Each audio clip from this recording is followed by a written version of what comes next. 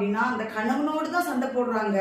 ஆனா அந்த கணவன் எதனால குடித்து விட்டு வீட்டுக்கு வர்றான், அந்த கணவனிடத்தில் கிரியை செய்கிற பிசாசு என்னது அப்படின்னு சொல்லி அந்த பிசாசுக்கு விரோதமாக தான் நாம் யுத்தம் பண்ண வேண்டுமே தள்ளி அந்த மனிதர்களுக்கு விரோதமாக நாம் யுத்தம் பண்ண போகவே போகக்கூடாது. நம்ம அந்த மனிதர்கள் கூட யுத்தம் பண்ண போறதுனால தான் வீட்டுல சண்டை, பிரச்சனை, கொலை, தற்கொலை ஈடுபட்ட காரியங்கள் நடக்கிறது.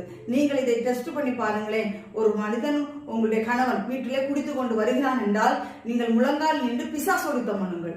அந்த மனிதனோடு யுத்தம் பண்ணாதீங்கள்.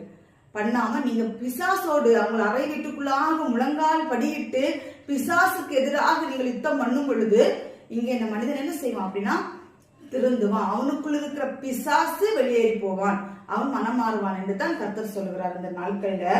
அதனால அந்த மாமிசத்தோடு ரத்தத்தோடு நமக்கு போராட்டம் கிடையாது. நீங்க மனுஷனோட போராட வேண்டாம், அவன் ரத்தமும் மாமிசமுமா இருக்கிறான். அதனால நீங்க அவனோடு போராடாதபடிக்கு துரைத்தனங்களோடும் அதிகாரங்களோடும் இப்பிரபஞ்சத்தின் அந்தகார லோகாதிபதிகளோடும் வான மண்டலங்களில் உள்ள பொல்லாத ஆவிகளின் சேனைகளோடும் நமக்கு போராட்டம் உண்டு.